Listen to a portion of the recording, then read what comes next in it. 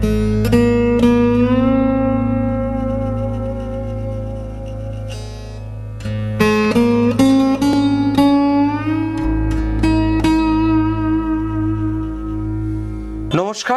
ঋষিবাণীর আরও একটা নতুন পর্বে আমি অর্ণব আপনাদের স্বাগত জানাই।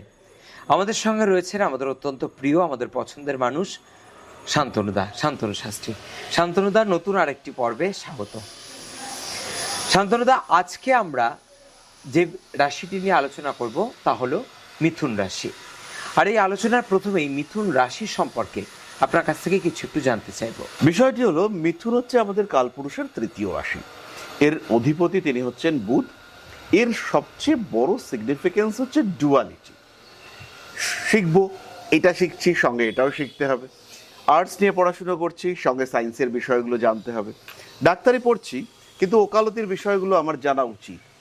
মিথুনের এই বিভিন্ন বিষয়ে আগ্রহ, এটা অন্যদের থেকে তাকে সম্পূর্ণ আলাদা করে তোলে। মিথুন রাশি, মিথুন লগ্নের মানুষ, তারা সত্যিই ডিফারেন্ট অন্যদের থেকে, এবং তাদের এই যে শিখন প্রবণতা, আমরা শিখবো, আরও শিখবো, আরও শিখবো, আরও জানবো, এটা জেনেছি তাতে স্যাটিসফ্যাকশন নেই, ওটাও জানতে হবে, সেটাও জানতে হবে। এই যে বিভিন্ন বিষয় সম্পর্কে জানার তীব্র আগ্রহ, এটা মিথুনের ক্ষেত্রে দেখতে পাওয়া যায়, এবং এটাই কিন্তু মিথুনকে অন্যদের থেকে টোটালি ডিফারেন্ট করে তোলে। আর এটাই মিথুনের গুণাবলী। আমরা যেহেতু আমাদের আজকের আলোচনা মূলত তোমার কথা অনুযায়ী কিছুটা আধ্যাত্মিকতা যুক্ত, তো মিথুন রাশি বা লগ্নের মানুষরা তারা কিন্তু সবসময় ঈশ্বরের অস্তিত্ব এবং কর্ম, এইটাতে এরা বিশ্বাস করে। ভাগ্য অবশ্যই থাকবে, কিন্তু আমি কর্ম করব না, শুধুমাত্র আমার ভাগ্য আমার জীবনকে আলাদা একটা মাত্রায় নিয়ে যাবে, এটা কিন্তু মিথুন বিশ্বাস করে না। মিথুন ভাগ্য এবং কর্ম, এই যে দ্বিমুখিতা, যে আমার ভাগ্য আমার সাথে আছে, কিন্তু তার সাথে সাথে আমার কর্ম, সেও আমার জীবনকে কন্ট্রোল করবে, এই বিষয়টিকে নিয়ন্ত্রণ করে মিথুন রাশি বা লগ্নের মানুষরা। শান্তনুদা, এরপরই যেটা জিজ্ঞেস করব, মিথুন রাশির মানুষের সবচেয়ে বড় আধ্যাত্মিক শক্তি কি? মিথুন রাশি বা লগ্নের মানুষ তারা অটোমেটিক্যালি আধ্যাত্মিক, এবং এই আত্মজ্ঞান, আধ্যাত্মিকতার এই রহস্যগুলো উন্মোচনের জন্য তারা সবসময় চেষ্টা করে নিজের মধ্যে অনুসন্ধান করবার। আমার মধ্যেই আমার ঈশ্বরের অস্তিত্ব রয়েছে, এবং আমি পারবো। আমি বিভিন্নভাবে, যদি প্রথম পরিকল্পনা বাস্তবায়িত না হয়, দ্বিতীয় পরিকল্পনা, সবসময় মিথুনের কাছে কিন্তু একটা প্ল্যান বি অটোমেটিক্যালি রেডি থাকে। আর যারা মিথুন রাশি বা লগ্নের মানুষ, তারা লক্ষ্য করলেই বুঝতে পারবেন যে এই প্ল্যান বিটা ইউনিভার্স তাদের জন্য রেডি করে রাখেন, যে কিছু না কিছু একটা মিথুন করছে। এই পথে হচ্ছে না, যাওয়া যাচ্ছে না, মিথুন কিন্তু আরেকটা পথ জানেন। এই পথে ব্রিজ হচ্ছে বা কোনো একটা গর্ত করা রয়েছে, মিথুনের কাছে আরেকটা পথের অপশান রয়েছে। আর এই অপশান, এটাই মিথুনের আধ্যাত্মিকতার মূল উৎস। মিথুন সব কিছুকে জাজ করতে পছন্দ করেন। প্রচুর প্রশ্ন, এক কথায় মিথুন বিশ্বাস করবেন না। আমি যদি বলি যে এইটা মা কালীর মূর্তি, এখানে ঈশ্বরের অস্তিত্ব রয়েছে, মিথুন প্রশ্ন করবেন, অনেক প্রশ্ন। কেন এর মধ্যে মা কালীর মূর্তি কেন থাকবে? কেন এই গাছের মধ্যে মা কালীর মূর্তি থাকবে না? মিথুন রাশি বা লগ্নের মানুষ প্রশ্ন করবেন, এই যে ফুলটা দেবীর কাছে অর্পণ করব, দেবীর কাছে গাছে থাকা ফুলটা আমি কেন অর্পণ করতে পারবো না? মিথুনের যে আধ্যাত্মিকতা, সেটা কিন্তু টোটালি বাস্তববাদী, এবং মিথুন কখনো আধ্যাত্মিকতার জন্য কাউকে হার্ম করতে চায় না। আমি মাকে কেন প্রসাদ দেব? আমি দুটো গরিব লোককে প্রসাদ দেব। ওরাই তো, বিবেকানন্দ বলেছেন, জীবে প্রেম করে যেই জন, সেই জন সেবিছে ঈশ্বর। তো আমি জীবকে প্রেম করব। আমি কেন মাটির মূর্তির মধ্যে কেন আমি ঈশ্বরের অস্তিত্ব খুঁজে বার করব? এবং এটাই কিন্তু ট্রু স্পিরিচুয়ালিজম। এটা রিয়েলাইজ করতে মিথুনের সময় লাগে না। ত্যাগেই যে ভক্তি লুকিয়ে রয়েছে, সেই উপলব্ধি, এটা মিথুন খুব সহজেই করতে পারেন, এবং যে উপলব্ধিটা মিথুন করতে পারেন, ওটা কিন্তু টোটালি ডিফারেন্ট, অন্যর থেকে আলাদা, এবং এটাই ট্রু স্পিরিচুয়ালিজম। আমরা জানি মিথুন রাশির যারা মানুষ হন, তাদের মন বড় অস্থির হয়, চঞ্চল হয় মন। তো সেই অস্থির মনকে শান্ত করার আধ্যাত্মিক উপায় কি? মিথুন রাশি বা লগ্নের মানুষদের বৈশিষ্ট্যই হচ্ছে ডুয়ালিটি। সে কখনো এক জায়গায় স্থির থাকবে না। তাই মিথুন রাশি বা লগ্নের মানুষের মনকে বা অস্থিরতাকে যদি আমরা শান্ত করবার কথা ভাবি, তাহলে অস্থিরতার মধ্যেই কিভাবে শান্তি খুঁজে পাওয়া যায়, সেটা খুঁজবার রাস্তা আমাদেরকে খুঁজে বার করতে হবে। তার সামনে দুটো অপশান ক্রিয়েটেড হবে, এবং এই অপশানের মধ্যে পজিটিভিটি খুঁজে বার করবার রাস্তা, এটা মিথুনকে দেখাতে হবে। আর এটা দেখাতে পারবেন তার গুরু। কোন কাজটা করব, মিথুনের কাছে সবসময় দুটো অপশন রয়েছে, কোন অপশনে যাব সেই অপশন খুঁজে বার করতে সাহায্য করবেন গুরুজি। এবং এখানে কনসেন্ট্রেশন, মেডিটেশন এবং যাই আমি করি না কেন তার পজিটিভিটি নেগেটিভিটি নিয়ে বারবার চর্চা, লিখিতভাবে এই কাজটা আমি করলাম তার পজিটিভ আউটকাম কি আসছে, এই কাজটা আমি করলাম তার নেগেটিভ আউটকাম কি আসছে।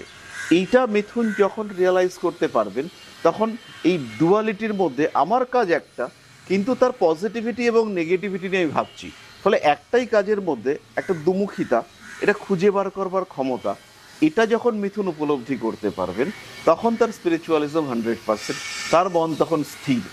এই কাজটা শেষ করব, সেকেন্ড কাজ স্ট্রিমলাইন্ড আছে, তারপরে আমি সেকেন্ড কাজটায় হাত দেবো, এটা মিথুন আইডেন্টিফাই করতে পারবেন। খুব কষ্টকর মিথুনের জন্য, কারণ তার নেচার হচ্ছে আমি দুটো ভাববো, দুটো জিনিস নিয়ে চলবো, এটা না ওটা, সবসময় একটা কনফিউশন তার মধ্যে থাকে। কিন্তু তবুও আমি বলবো যদি মিথুন এই কনফিউশনের উপরে কন্ট্রোল ক্লিয়ার করতে পারে তাহলে কিন্তু একদম স্থিতিশীল একটা মানুষ, যার মনের মধ্যে দুটো বিষয় আছে কিন্তু সে জানে কোনটা সঠিক, সেটা সে বাঁচতে পারে। এই বাঁচতে পারাটাই এটা হচ্ছে মিথুনের আধ্যাত্মিক চেতনা বা আধ্যাত্মিক জগতে উন্মোচনের লক্ষ্য। এরপর যেটা জিজ্ঞেস করব, মিথুন রাশির যারা জাতক জাতিকা তাদের সফলতার আধ্যাত্মিক রহস্য কি?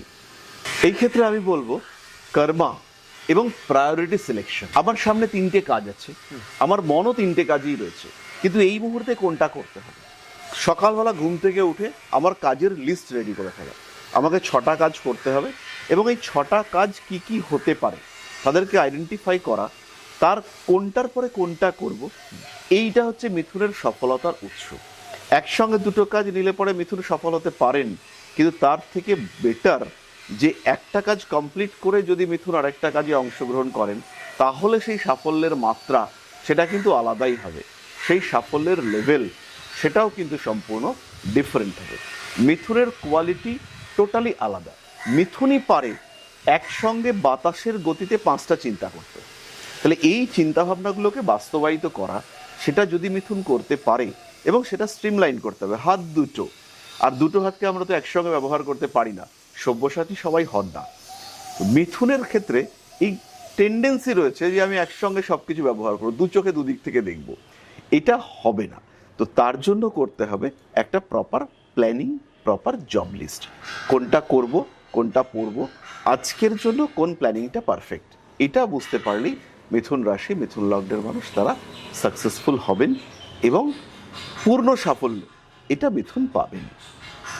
এই যে সাফল্যের কথা যখন আপনি বললেন সেই প্রসঙ্গেই আসি, মিথুন রাশির মানুষ কোন আধ্যাত্মিক অভ্যাস করলে তাদের জন্য সেটা জরুরি হবে এবং তারা ধীরে ধীরে সফলতার দিকে এগিয়ে যেতে পারবেন?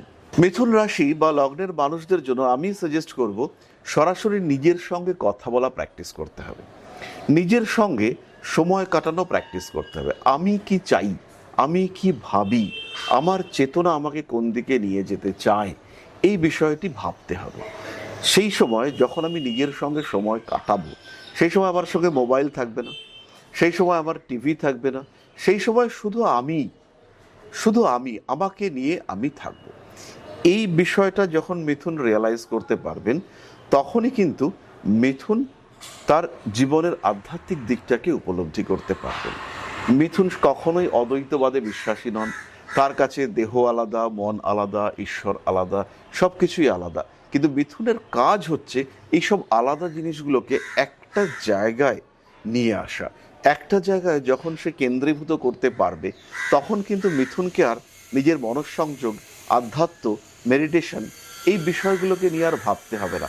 তখন মিথুনই সবচেয়ে বড় আধ্যাত্মিক মানুষ, মিথুনই সবচেয়ে বেশি সময় ধরে মেডিটেশন করতে পারেন।